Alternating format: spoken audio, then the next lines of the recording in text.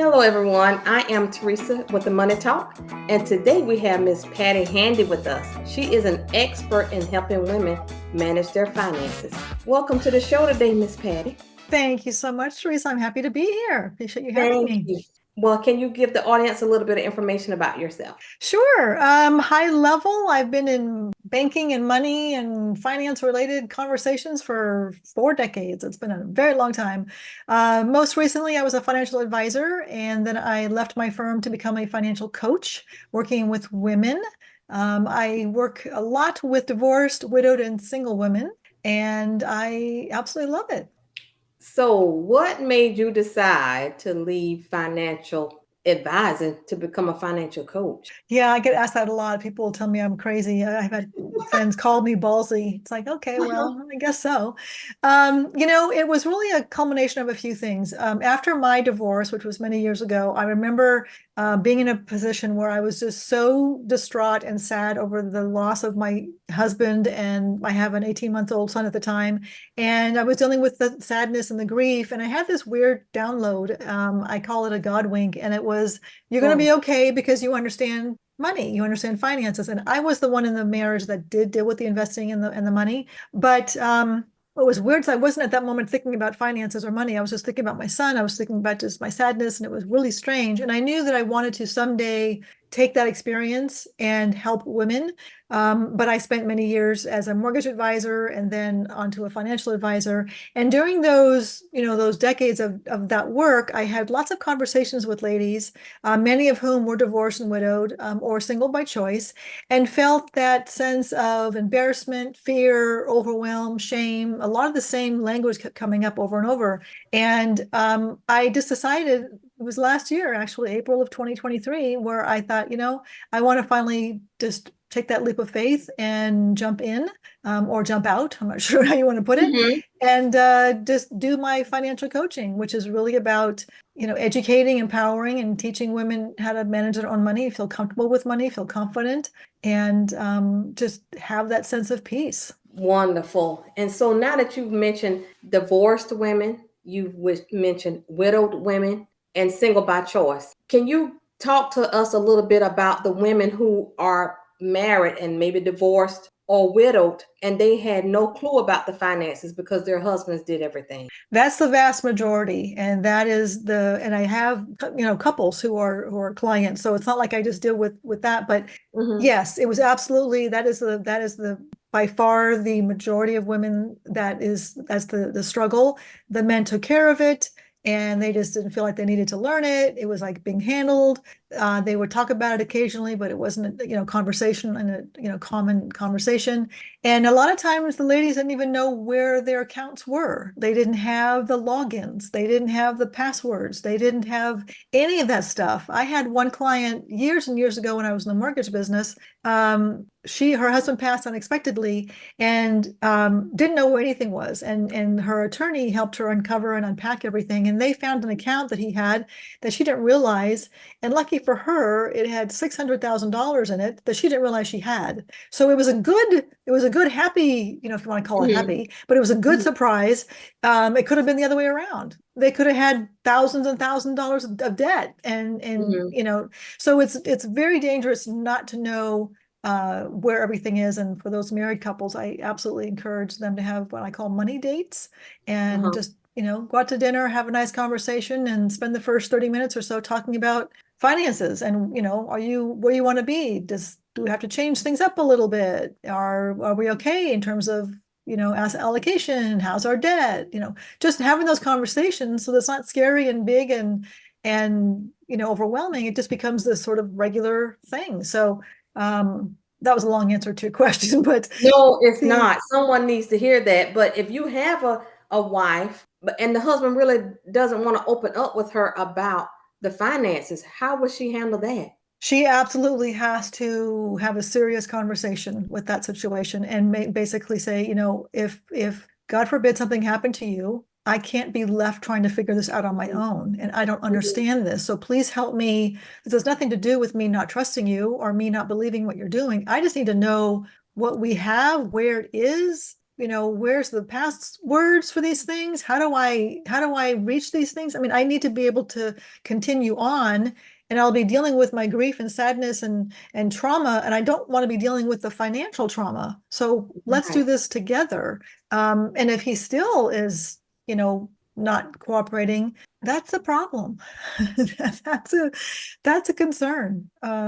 Yeah, That's pretty scary. And so, like, yeah. if we have a listener, a young lady, she's engaged, and Patty, a lot of women get so hooked on the idea of getting married and wearing the wedding dress, they don't really consider the marriage. So, if we have a young lady or a woman that's listening to us, and she's engaged, and she has absolutely no clue about her fiance's finances, Mm. what are your recommendations for that situation? Yeah, I absolutely recommend that they have a conversation about this before they get married. Right. They both need to share each other's financial situation. They both need to, I know this kind of sounds strange, but they both need to know each other's credit scores and what's going on with debt. Uh-huh. Because I mean, I've had this where, couples come to me and one spouse's credit is in the toilet and the other's is super great. Well, as a mortgage lender, we take the lowest of the two scores. So if we have to use that lower credit score, then your interest rate is far higher and you have a bigger payment because that FICO score is bad. Now, that isn't a reason not to get married, but it's a reason to have a conversation and to work together Mhm. to get that credit score up and to work together to, you're in this together. The other thing I would encourage is to have a conversation about what is the intention of our monies? Are we keeping them separate? Are we going to have a joint account for all the household expenses? Are we going to have our separate fund money accounts?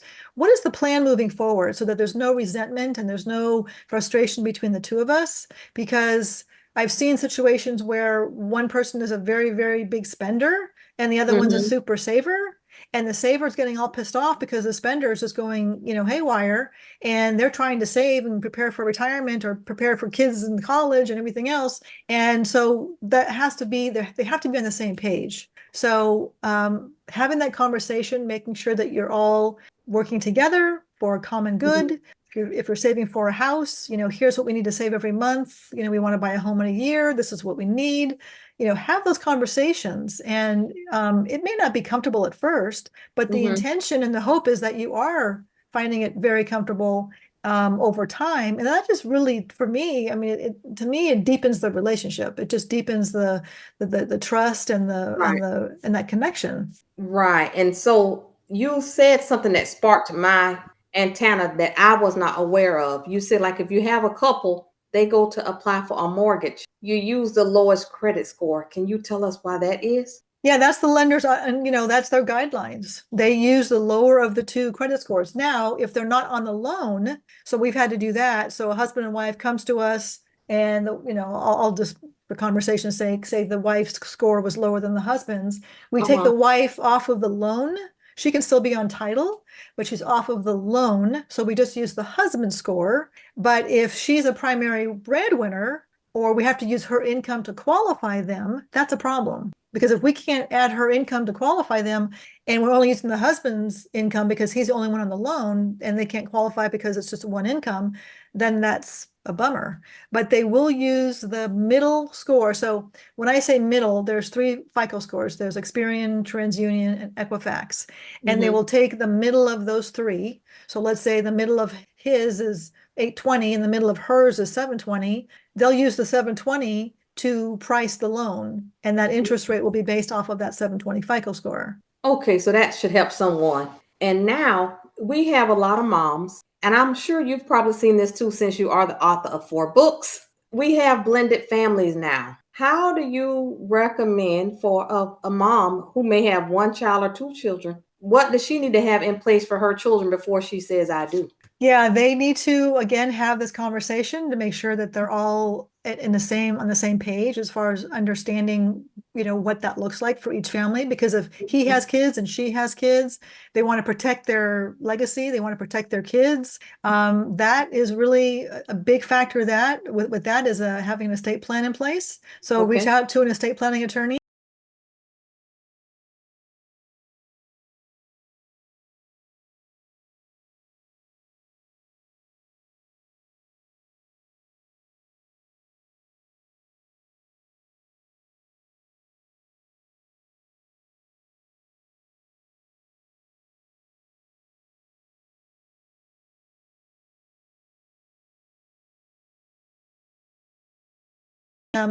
whether it's a young child or an older child, it should be all spelled out in an estate plan. And if it's a younger child, getting those 529 accounts opened or whatever account you want set up for college, having that conversation with your soon-to-be husband saying, I want to have this much money for little Joey when he goes to college. I'm going to be putting away this much money.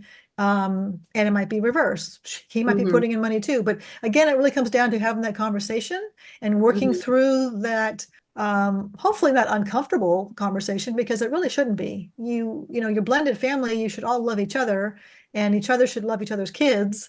And you should all be working together to bring that best, future for each one of the kids. Okay, yes. I appreciate that advice, because a lot of times, which I'm sure you've seen, women get so caught up in being in love and the feeling of love, but you still have to be in reality and put things in place for yourself so that you don't come into turmoil. So you most definitely need to have that hard conversation about finances before you say I do. And if you are married, you better know where everything is. Yeah, 100%, 100%. And a lot of times I notice that, we as women, we're people pleasers. We don't want to rock the boat. We don't want to make anyone mad. We want to be just the person that just takes care of everybody and everything is all happy. And that's great. That's a beautiful, feature of us. That's a beautiful trait that we have. Right. But it cannot be at the expense of having that conversation, because it might feel uncomfortable. You don't want to rock the boat. You don't want to seem like you're touching on something uncomfortable. No, it's about, you've got to protect you, your family, your kids, the relationship, that new relationship. And the more you have these conversations, again, I'll go back to what I said earlier, that just deepens that trust. That deepens that relationship. And it's important that you understand your, soon-to-be husband's financial situation. They might have $50,000 in credit card debt or $200,000 in student loans that you're going to be now partaking in, potentially in paying off. So you've got to know about that going in. You've got to, and if you know about it going in and you agree to it, that's fine. That's one thing. But if suddenly you find out later, that's not a good surprise. Yes, because that was going to be my next question. I'm like, well, what if once they get married, they found out that this person has like $75,000 in debt that they did not share purposely prior to the marriage? Yeah. Yeah. That's why I know it sounds kind of a little harsh, but pull your credit report and share it with each other. Here's my credit report. Here's my credit score. Because guess what? When you go to buy a house, all that is disclosed. All that is all known, and you can't run from that for very long. And you shouldn't be running from that, because that will bite you in the backside sooner than later. And you don't want that. You don't want that kind of surprise. And then that just eats away at the trust. It does. And that's just not healthy. That certainly isn't a healthy start to a marriage. Right. So what I'm hearing you say, for women to protect themselves before they get married, don't get no surprises. Pull that credit score. Like, it is uncomfortable. Like, just with us even talking about it, it feels like it would be uncomfortable. But at the same time, you have to use wisdom, because you need to know what you're getting yourself into, because marriage is so much more than love. And someone who has not been married before may not know that part yet. Yeah, absolutely. And even those who are, second marriage, and you've got this, the history of maybe kids and an ex-spouse and everything else, it's super important to make sure that you are setting yourself up and the marriage for a good outcome. Right. Okay. Thank you for that information. I know somebody needed to hear that, because if you don't deal with finances and if you don't have someone in your life like Patti, you don't really know that you should check a credit score before you get married, the credit report, which would be a good thing. Yeah, absolutely. And you can pull a credit report for free once a year at annualcreditreport.com. Okay. And you can see everything that's on your report. And you should have all that anyways from if you had gone through a divorce before, you should have all that so that you know exactly what debts you're carrying forward. And there's a small additional fee for the credit score at annualcreditreport.com, but it's definitely worth it, especially if you're looking at buying a house. Your credit score is going to be shown to when you go to buy a car, when you open a credit card, when some insurance companies will pull your credit, some employers will pull your credit. So your credit is not something that you just you need to focus on that, and you need to be rebuilding that or building it. And if you do it together, that's all the better. And I think, I'll say this one last thing here to this is no different than if you're coming into a marriage and let's say you have, let's say you're diabetic, okay? And you come into a relationship and you don't disclose or share your health history. Yes, it can be, it's a private thing. Your health history is your private thing, but you want that spouse to be supportive of you and help you through and navigate this, life that you're going to be having as a diabetic. You've got to be aware of the insulin, you've got to be aware of the diet, you've got to be aware of all these count. And if you don't tell your spouse, that could be, very very dangerous because something can happen and the spouse doesn't realize that you're diabetic. And I just use that as an example. It's like anything. You should be completely open and honest, and it shouldn't be any more uncomfortable than sharing your health history than you should be sharing your financial history. Right. Okay. And leaning off that, in your experience with women, what have you come to find to be our biggest struggle with money? I think it's we're more afraid of managing it. We're more afraid of understanding it and really digging into it than we need to be. I think it's one of those situations where because we don't understand it or we don't know it, it's this paralysis by analysis, and then we don't do anything, and that can be very expensive in itself. We don't get the help that we need to really get that understanding and that education. And then it sort of snowballs because you don't take the proactive moves that you need to do to feel that financial confidence. And the reality is learning to invest and learning to navigate finances and manage money is not as hard as it seems. I think that society as a general, they make this out to be this big, scary, unknown thing. And it's not. So that means a few of the things you listed are a part of the common mistakes that women make with their finances. One of them is just being afraid and really not trying to learn. Have you seen any other common mistakes that you see that women make in their finances? I see that, well, I'll give an example. I had one client come to me. She had $500,000 sitting in her checking account because she was too afraid to do anything with it because she didn't know what to do. And I tried to explain to her that, here's inflation, here's what you're earning in your checking account. So you're actually losing money every month. You are losing money to inflation. We've got to get that money to work. Now, I understand that you might have some concerns about where to put that, and let's look at some options where you are comfortable with that, but you can't leave that kind of money in a checking account unless you're planning on buying a home in the next 6 months or a year and you need to have that for down payment. But even with that, put it in a high yield savings account. Right. Put it in a money market account. Put it in something that's very liquid and very safe. And at least it's earning you something. A money market account today is earning you 5%. And a checking account is earning you 0.00 something, So even if it's 6 months or a year, put it in a high yield savings account and earn that interest for that time. In fact, if you are going to buy a house and you do need to park money, a big chunk, your down payment, it should not be in the stock market. It absolutely should not be in the market. It should be in something very liquid and very safe. So did that client take your advice? Did she get over her fear?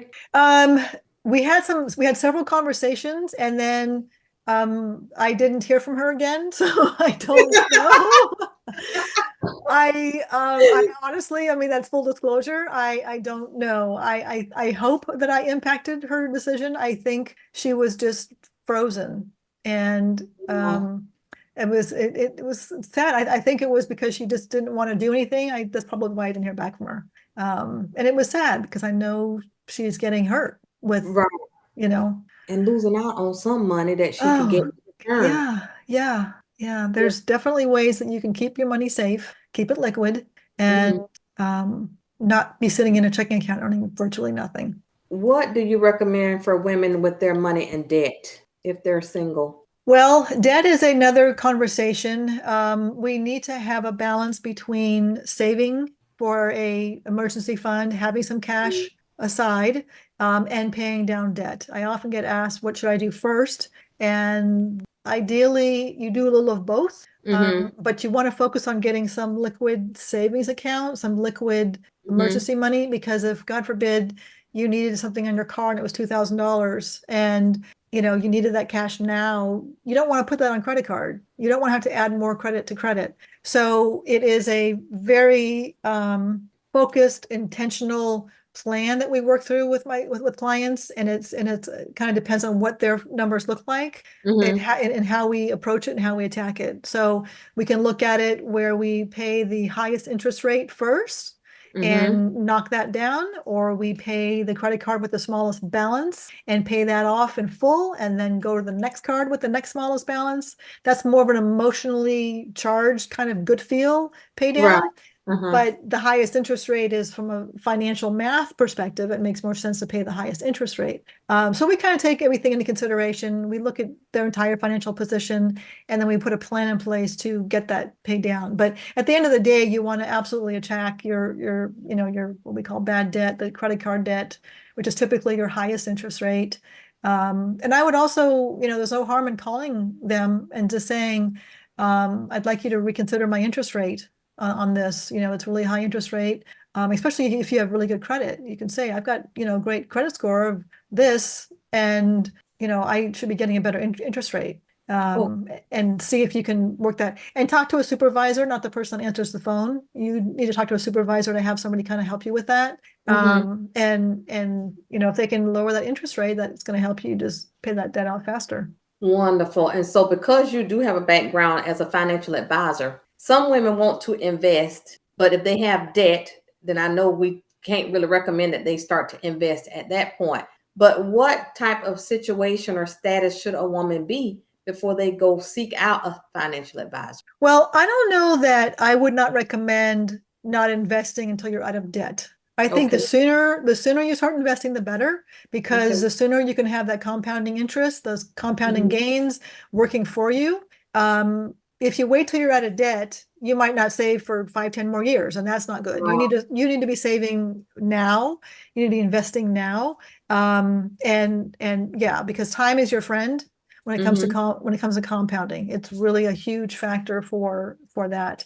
As far as financial advisor goes, it's going to depend on what size your portfolio is and what complications you have in terms of other things. Are you a business owner? Do you have you're a sole proprietor? Do you have lots of tax things happening in your world? Are you looking at doing tax conversions, or Roth conversions, or tax, strategies? They can help you. A lot of times financial advisors have minimums. They require you to have a minimum portfolio size before they will even, work with you. So there are some out there that don't have the minimums, or they have lower minimums. But I can say that there's a lot of information that you can learn on your own, that if you're just kind of starting out, especially if you're recently divorced or widowed. Well, if you're widowed, you have the complete portfolio of what you had before. But with a divorce, you have half of that portfolio, and you've got half of those assets. So it's a little bit different. But start to explore ways to learn. Start to learn about index funds. Start to learn about mutual funds. Understand how to invest in an index fund.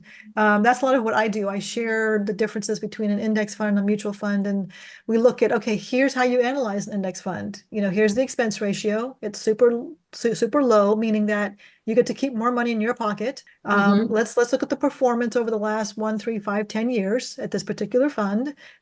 Be diversified. Like the S&P 500 index fund is a great fund because it's S&P 500. You're diversified.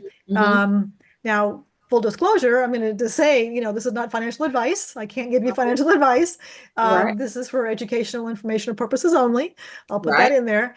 But just know that there's ways for you to get invested in the market with just, a few $100s, and you buy into an index fund and you start that journey. And then you set up an automatic investment plan from your checking account to that account. And even if it's $10 a month, I don't care. Get in the habit of transferring money every single month, and that will just start getting that habit kind of in place. And then as you can, bump it up, bump it to $50 a month or $100 a month, whatever it is you can do.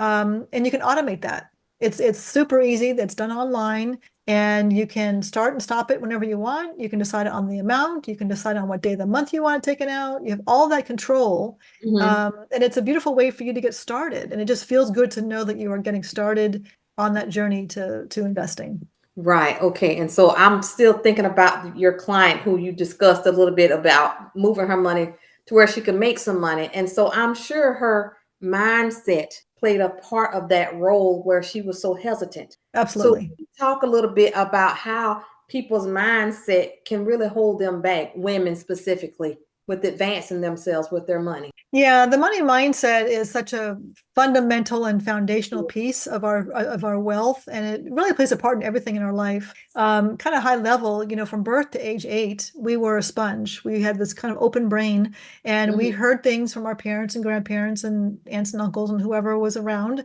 and we took all those facts as truth. We didn't have a filter to say that doesn't make sense, Mom, or no, that's not true, Dad. It's just we took it as truth. So those realities became our limiting beliefs.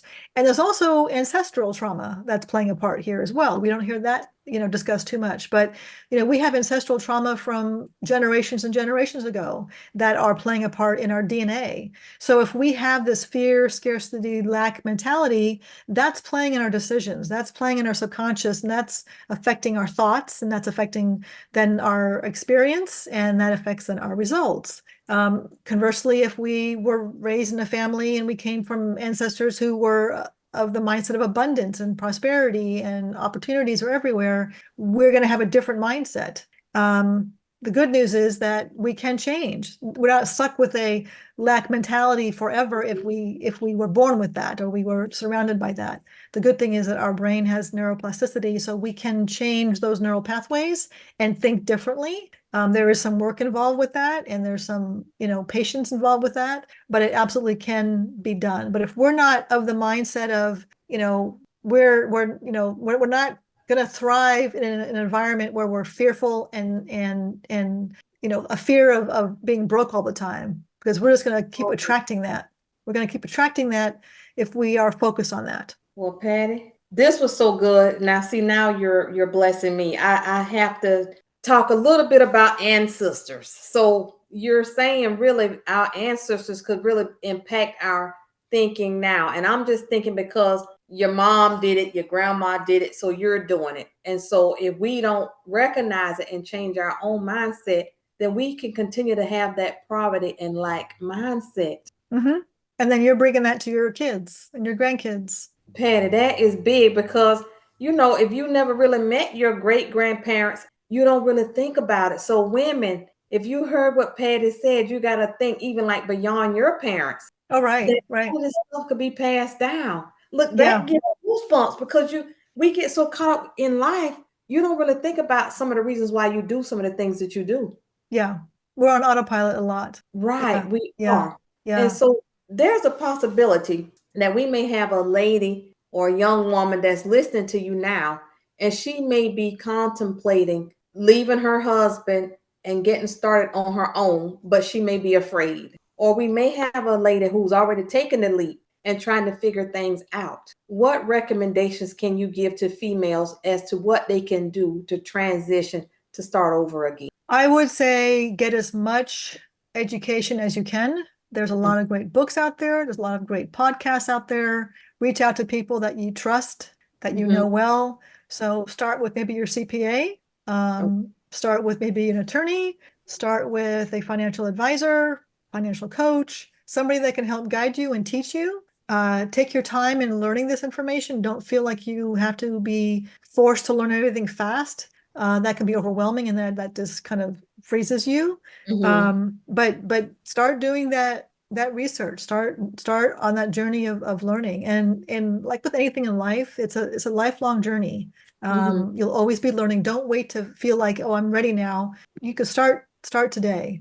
And the other thing I want to say is we as women are very, very intuitive. So I would say trust your gut. If you've got somebody who is trying to sell you a particular product that you don't quite understand, or you don't really, doesn't make sense to you, and you just kind of have this feeling in your gut like it just doesn't make sense, it doesn't feel right, don't feel forced to buy something, even if it's from a friend.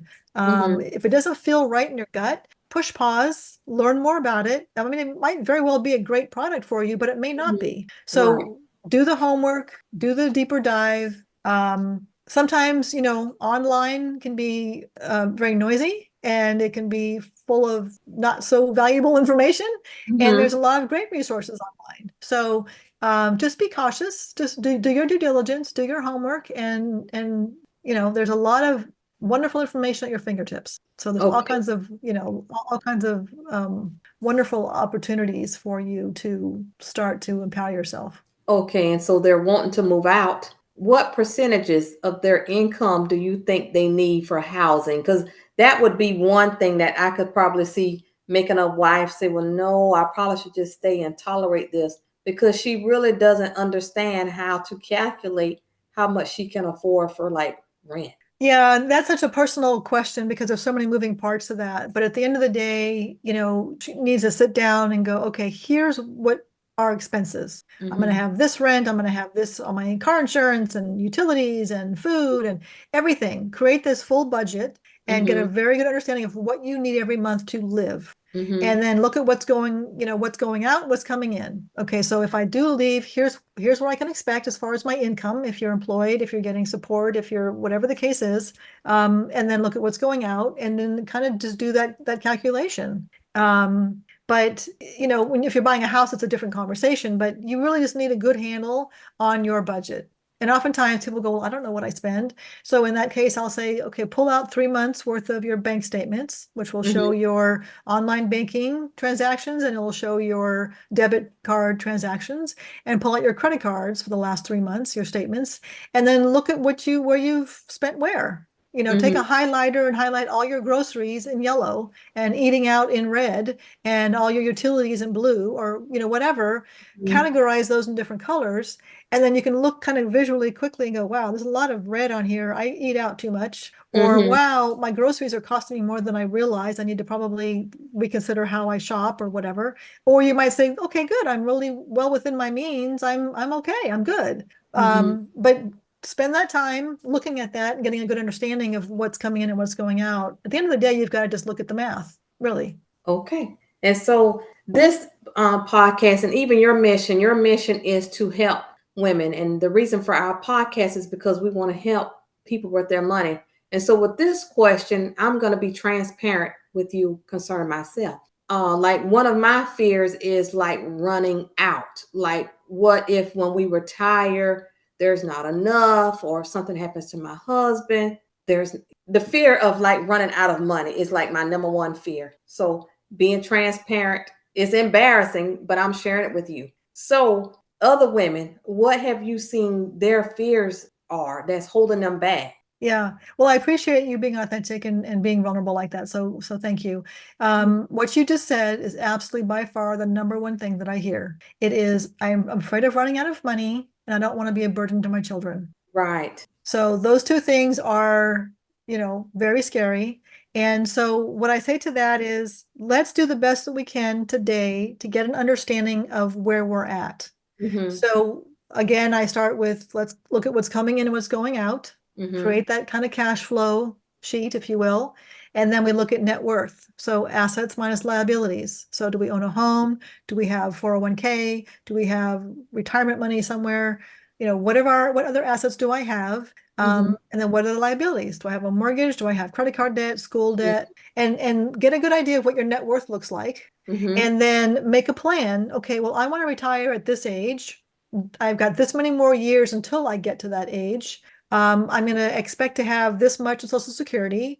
And if I have a pension, if I have rental income from a property or whatever other income that you have, you kind of do the math and you go, okay, well, this is what I can expect to have at this time. Mm-hmm. And then you look at, okay, well, I'm going to need to pull this much money out of my portfolio every month to cover the difference. And then sort of and it's kind of hard to tell because you have to factor in inflation. And, if you're 30 years away from retiring, it's a different conversation if you're 5 years away from retiring. Right. But you can do your best to kind of estimate the health of your plan, if you will. And that's one thing where financial advisors can help you with. They have a software where you plug in all this information, everything Mm-hmm. about you, and it'll kind of spit out, here's the health of your plan. You're at 30% or you're at 90%. Mm-hmm. And so they factor in, long-term care. If you don't have a long-term care policy, they factor in, the inflation aspect of Social Security and your pension and everything else, your cost of living, all of that factored in. So you do the best you can to get the information that you have, do those calculations. At the end of the day, there's a lot in life that's uncertain. We don't know. I mean, there could be a health crisis that comes up. There could be, I live in Southern California, and there could be a major earthquake and my house can go down, No, I do have earthquake insurance, but the point is that there's all kinds of things that can happen in life. And we don't know, we have to at some point become a little bit comfortable with being uncertain, because we can make ourselves absolutely nuts if we're always thinking about the what ifs. And then we forget about living in the moment. And that's just not a good way to live. So in answer to your question, do the best that you can to get a good handle on where you are, where you want to be, how much time that looks like, between now and then. So from point A to point B, and then work kind of the math backwards. And if you want to sit with a financial planner and they can do a financial plan for you, you can get a handle on the health of your plan. Okay. And so basing and talking about fear and living off of your children, I don't know what the statistics are, but I do know there are a ton of single moms. And some of these single moms, they might be in their mid 50s, should be focusing on retirement. But then you have this adult child that's constantly coming to you, I need this, I need this. And the mom is just handing out money, not really thinking about their future and their retirement. Can you offer some words of encouragement for that woman? Yeah, well, I'm a single mom myself, and I have an adult child myself. I am going to be 64 this year, so I have that, that age thing with me. And I mean, fortunately, my son doesn't come to me needing money, but if he were, I would say the last thing I want to be doing is living on your couch. And I love you, and I've done what I can to do my part to get you to this point. And now it's up to you to do the best you can. And in life, there's going to be tests. There's going to be, times of needing strength and resilience. If he's, in a position where he'd be homeless, would I take him in? Of course.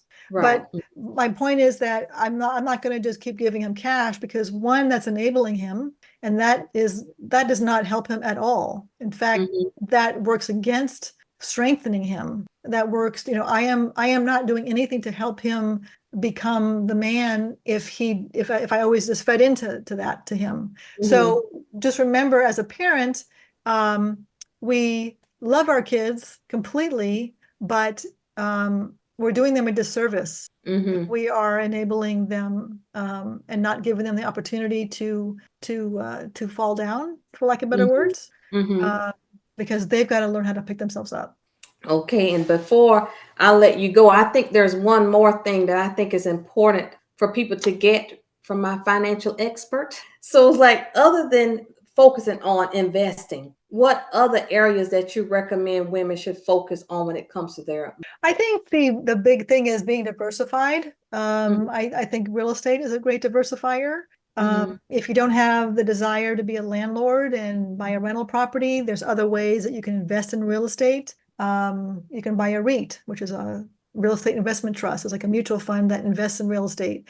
So you can have real estate. You can invest in first trust deeds. There's other ways you can invest in real estate without necessarily owning a physical home. Having your own home certainly is great, because that equity is growing, with time. So be diversified, some in the market, some in the real estate market. Some, again, depending upon risk tolerance, age, I can't really diversify. I'll tell you how to diversify your assets, but, bond market is safer. You should have some cash. You should have that, 6-month reserve account, for emergencies.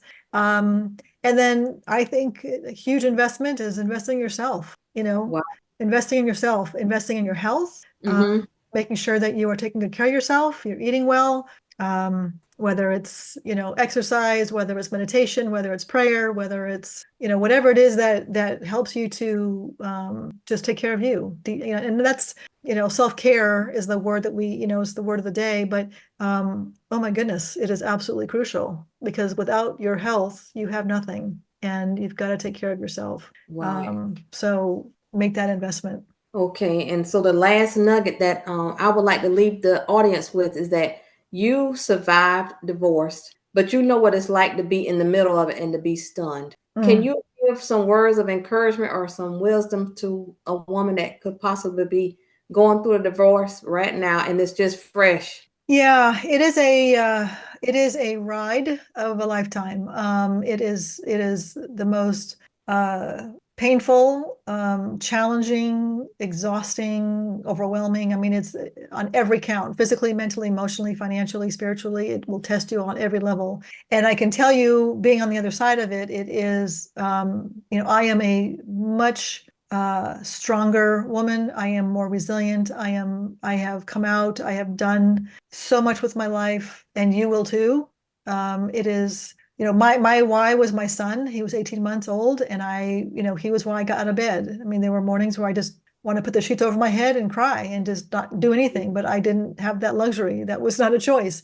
Mhm. And you just one day at a time, and you just will have those days where you're, two steps forward, three steps back, three steps forward, one step back, and you'll have that gyration.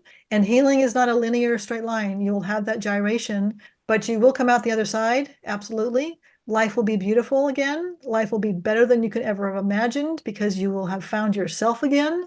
You will, Whoa. you will, come to who you were before the marriage and during the marriage. You will fall in love with yourself, and you'll have all these emotions and all these experiences that will just make you feel just so amazing. So believe that's coming. Know that it's coming, and just take good care of yourself as you navigate this time. That was so beautifully. I hope someone is listening and that those words of encouragement is like a light bulb, is like what they have been waiting to hear. I hope so too. Yes, I hope so. And now, can you tell the listeners where they can find you and find out more about your books? My books are on Amazon. They one is a children's book, and the other three are well, two are money related. The other one is surviving divorce or thriving divorce. Mhm. My website is the best place to find me. It's pattihandy.com, PATTIHANDY.com. On the homepage there, as you scroll down a little bit, there is an offer for a complimentary ebook. And one of the books that I wrote, 50 Ways to Thrive During Divorce, is in that ebook. It's called Woman Soaring Solo.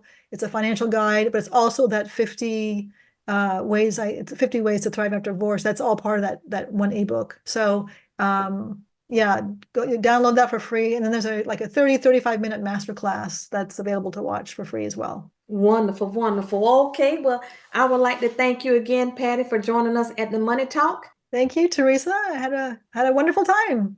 I did too, and I learned a lot about these emotions and how things can pass down. So I appreciate the conversation, and I hope to see you again soon. Thank you. Likewise. Okay, thanks, Patty. All right. Bye-bye. All right. Hello, sisters. I hope you enjoyed Miss Patti Handy. If you are widowed, if you are divorced, or if you are single, you can get control of your money. I hope that you heard something that was inspirational. I hope that you learned something that you did not know. Put it into practice. Sisters, get your money in order. If you're married or if you're going to be married, make sure you know where all your financial documents are, that you have the passwords, that you know your accounts. If you're going to get married, Miss Patti recommends that you also get a credit report that can be found free at annualcreditreport.com. Again, thank you so much for watching. I hope you have received valuable information. Take care, and we will see you the next time. Thank you for watching the Money Talk.